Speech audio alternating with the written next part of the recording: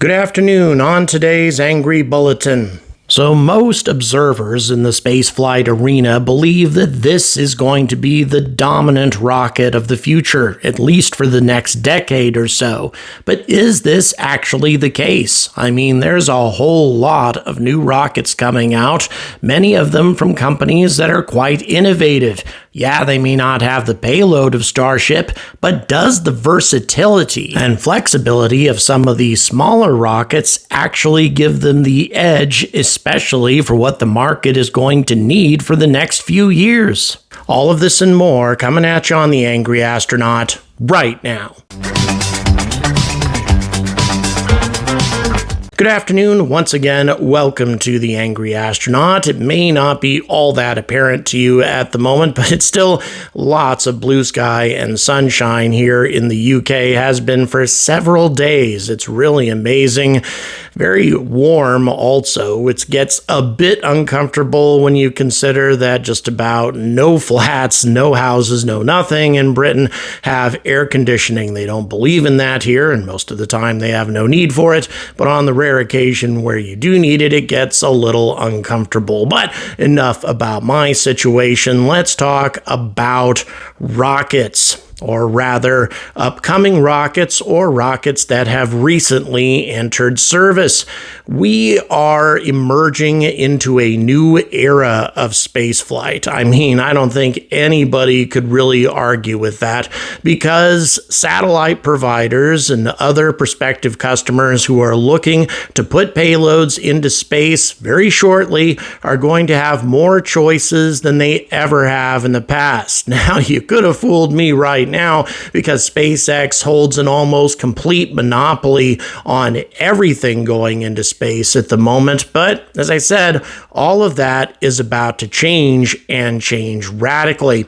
Of course, already the ULA Vulcan Centaur has entered service, and you may think that I'm a bit biased when it comes to that. A lot of people have thought that for some time, especially when you consider that I'm wearing Vulcan Centaur sunglasses. If you take a close look, you'll be able to see that. But in any event, that doesn't necessarily mean that I'm going to feel that Vulcan Centaur is the best rocket that's going to be available in 2025. But there is an enormous variety, a huge, monumental change in the availability of various types of rockets and launch providers throughout the world. I mean, just starting off with things that come to mind immediately, we've got ULA, we've got Blue Origin, and New Glenn finally entering service. Obviously, we have SpaceX, and we have Starship, and perhaps an upgunned version of Falcon Heavy. We've been waiting a long time for an extended fairing on that rocket,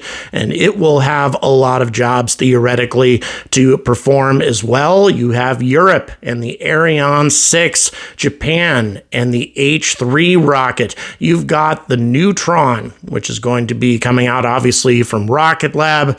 Officially an American company, but I mean, come on, we all know that it's a New Zealand company that is going to be entering the fray of heavier lift providers. And then, of course, we have SLS. And even though that should warrant a chuckle from most of us, at the same time, SLS has some unique capabilities that if you're willing to pay the price, SLS can do certain things that every other rocket that's emerging right now simply cannot do. I'll give you one example right off the top of my head, and that is the Europa Clipper mission. Even though NASA made the decision for financial reasons to go with a Falcon Heavy for that solution, it is going to take years longer for Europa Clipper to arrive at its destination at Jupiter, because it has to go with Falcon Heavy instead of SLS. And since NASA is just so cash-strapped, they really had no choice. But if you have a payload that absolutely needs to get out to a distant location in the solar system, turns out that SLS may be your best and only option, as strange as that may sound. But which of these rockets is really going to emerge supreme? Is it going to be Starship, as everybody thinks? Or is it going to be a dark horse candidate that you may not have even heard of? So if we're going to be talking about the best rocket, we also need to talk about the worst rocket. And I'm pretty sure that all of you can guess what I believe the worst rocket is. And that's pretty unfortunate because we're going to be highly reliant on this rocket for some time based on NASA's plans with Artemis. Starship will not be fully replacing SLS until at least the end of the decade, and perhaps even longer than that. Why is that the case? Well, it's because SLS, when it comes to carrying passengers, has unique capabilities that Starship simply does not have. Even though Starship is obviously capable of carrying the most payload compared to all of the rockets on this list, that's only if it gets refueled, and the refueling necessary to get Starship all the way out to the moon is 10 refueling missions. Now that's a lot of infrastructure, a lot of inconvenience, and it's going to take quite a bit of time before we master Starship operations to the degree necessary to where we're going to be able to routinely send Starships to destinations like the moon, Mars, and elsewhere, at least if you're carrying passengers. By way of comparison, the SLS Block 1B, which will be in service by the time Artemis 4 rolls around, has capabilities when it comes to the moon that no other rocket has. Not only is it capable of transporting the Orion all the way out to translunar injection orbit, it can also carry 4.5 metric tons worth of payload inside the Universal Service Adapter and 287 cubic meters worth of payload inside the USA as well, and that's all in a single launch. No refueling required, much simpler, much more straightforward. And it gets even better the further you move up in the chain. The expanded Block 1B, for example, cargo only, can carry 42 metric tons all the way to the moon, no refueling required. And that's something that Starship simply cannot do. And if you get to this SLS Block 2, that's 46 metric tons all the way to the moon, utilizing the Exploration upper stage, which has 4 RL-10 engines as opposed to just the one that's on the current ICPS. And in addition to that, if it was co-manifested with the Orion, it would be able to carry almost 10 tons worth of cargo in addition to the Orion and all the cargo and crew that it carries, meaning that theoretically you could put a modest landing craft inside the Exploration upper stage, a spacecraft like the Alpaca, and carry out a complete landing mission on the moon with a single launch. And this is something, of course, that Starship can't do. No other rocket is capable of doing this. So when it comes right down to it, SLS can haul more payload to interplanetary destinations or to the moon than any other rocket if we're talking about no refueling. But that's the only advantage that this rocket has. It is completely expendable. It is so damned expensive that nobody, in my opinion, is really going to be taking advantage of any of those sorts of features. SLS will be used as little as possible just to get the astronauts out to the moon. Starship will handle all the heavy lifting, and SLS will be phased out probably less than 10 years after it was introduced, which is pretty damn tragic considering how much money was invested in this thing.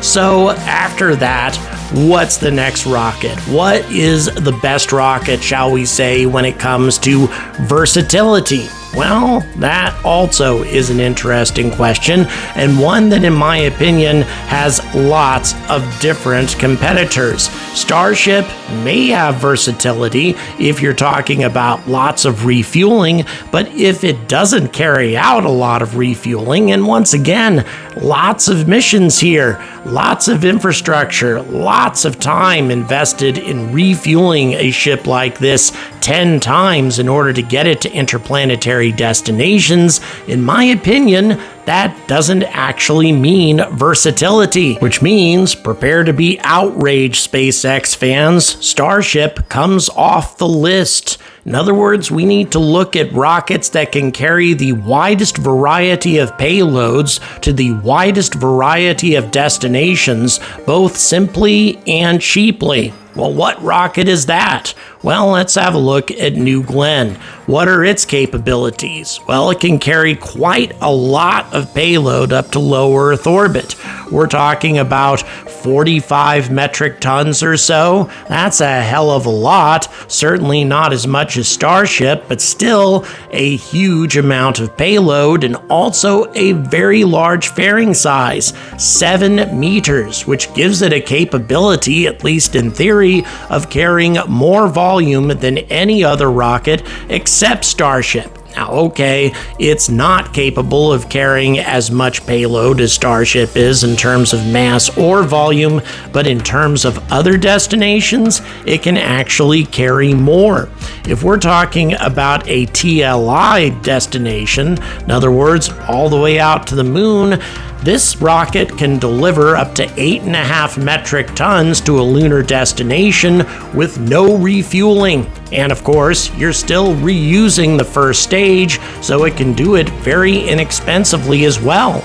That's pretty damn versatile. Now, Blue Origin, at least in theory, is working on a reusable second stage as well, but given how fast Blue Origin tends to bring projects to maturity, I think it's pretty safe to say that this rocket is not going to have a reusable second stage for quite some time. But if you compare it to the types of competitors that have similar versatility, like Falcon Heavy, for example, it has way more volume, 490 cubic meters, as opposed to only 303 cubic meters for Falcon Heavy, assuming Falcon Heavy ever gets an extended fairing. If it doesn't, then its fairing is much, much smaller than New Glenn and just about all the other competitors that are coming out right now. So what would have New Glenn's versatility? Well, it would be, as I'm sure you can guess, Vulcan Centaur. Vulcan Centaur actually has superior payload capabilities in terms of mass anyway, to a wider variety of orbits than New Glenn. 14.4 metric tons out to GTO, geosynchronous transfer orbit, as opposed to 13 tons for New Glenn, and also 13 metric tons out to TLI, as opposed to only 8.5 for New Glenn. Vulcan Centaur, unless you're talking about low Earth orbit, beats New Glenn out in terms of payload capabilities. The only place where New Glenn has the edge over Vulcan Centaur is low Earth orbit. Then again, New Glenn has superior reusability, at least at the moment. Although Vulcan Centaur is planning to implement smart reusability for its engines, and also Centaur 5 is designed to be a reusable second stage capable of carrying out secondary missions in space, assuming that it can also be refueled, which apparently is within its capabilities, giving it a pretty substantial amount of versatility. So which of these two rockets is more versatile? Honestly, I'm going to give it a tie, because New Glenn does have the bigger volume and also the superior capability to low Earth orbit, but Vulcan Centaur beats it out in GTO and TLI with still a pretty sizable fairing size, over 5 meters in diameter, which can handle just about any cargoes that are going to be necessary for the near future, and quite a lot of innovation and reusability being introduced with the Centaur 5 upper stage and smart reusability for the BE4 engines. Maybe not quite as good as New Glenn's type of reusability, but still pretty damn good. And I'm pretty comfortable in putting these rockets side by side in terms terms of their versatility and how attractive they're going to be to prospective customers, which is one of the reasons I think that Blue Origin is looking to buy out ULA, because they want to get rid of this potent competitor. But what about reusability? I would think reusability needs to be a separate category all its own. Well, there is one and only one winner as far as that's concerned, and that is Starship. Designed to be 100% reusable from the get-go, and it is promising to have this capability very soon. We're not talking about theoretical capabilities or future plans or anything like that. Starship is, in my opinion, going to be the first rocket with 100% functional reusability. Yes, I think it will take a bit longer before the orbiter actually has that capability, although I think the booster will be able to conquer reusability within the next year or so, perhaps 18 months at most. And once the booster is reusable, Starship's capabilities are going to absolutely escalate. Once you no longer have to build new super heavies with 33 engines apiece, the prospect of low Earth orbit refueling will become a lot easier, even if you have to keep building new tankers, and that will increase Starship's ability to transport its very heavy payload beyond places like low Earth orbit. So yeah, Starship's reusability, in my opinion, gives this rocket an incredible long-term capability, a long-term competitive edge that I think will help it to wipe out all the other competitors eventually. But that could take some time. So in the meantime, what about the other competitors? Where do they fall? Well, first of all, I think it's important that we talk about the most improved category.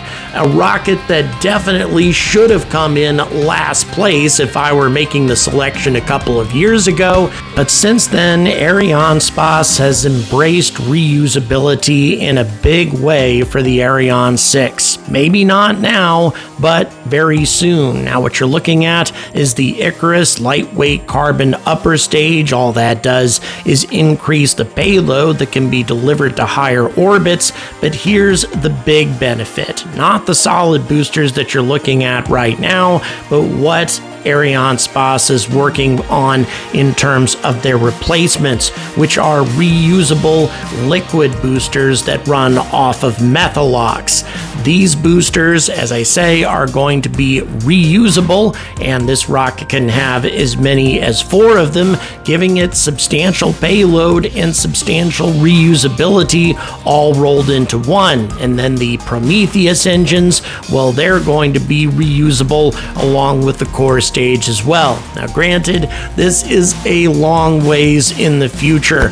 The only features that Ariane 6 are going to have that are going to keep it competitive right now is its very large fairing size. It has a fairing that's roughly the equivalent of the Vulcan Centaur and other rockets in its class, and also the way it transports its cargo, the rockets and the payload, out to the launch site. This innovative, carbon-free 21st century sailing ship allows the booster and payload to be transported out to the launch site in French Guiana without any carbon emissions whatsoever, something that will give Ariane 6 a very big competitive edge when we're talking about customers who really value that sort of thing, which includes most European customers. Carbon footprint means an awful lot to them. And here's the biggest and most exciting thing that Arianespace is working on, and that is the reusable second stage, also known as the Suzy. It's sort of a mini Starship. I would say that's the best way to describe it. A reusable human-rated ship designed to give Europe access to low Earth orbit for the first time ever. A human-rated space program completely under European control. control. That is very ambitious and very exciting, something that Europeans have wanted to see for a very long time, and Arianespace is jumping into this program with both feet, along with supporting lots of other startup companies in Europe that are developing a variety of micro-launchers. But perhaps the most important factor when we're talking about the competitive edge is innovation. Who has the most innovative rocket? And once again, I'm going to make SpaceX fanboys absolutely livid with this conclusion.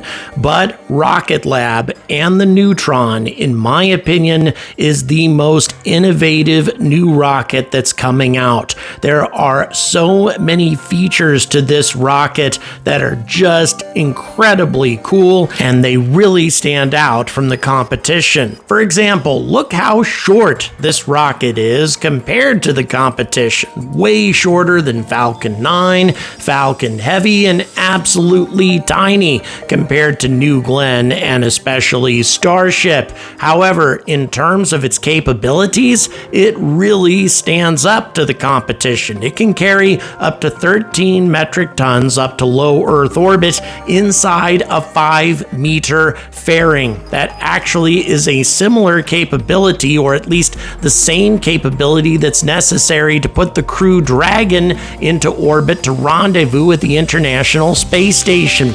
It would also theoretically be able to send up a spacecraft like the Dream Chaser into low Earth orbit and a wide variety of other cargoes. When it comes right down to it, when the Falcon 9 transports most of its cargoes to low Earth orbit, very seldom are they any heavier than 13 metric tons anyway, unless it's a Starlink constellation, which is of course a SpaceX cargo and something that other customers aren't going to be carrying anyway. Another innovation of the Neutron is the fact that the fairing is self-contained. It's not a fairing that's going to have to be jettisoned. Instead, it simply opens up to deploy the payload. A payload that's being carried on the lightest second stage ever created. A second stage that's made out of lightweight carbon fiber, increasing the amount of payload that it can deploy not only to low Earth orbit, but also to interplanetary destinations.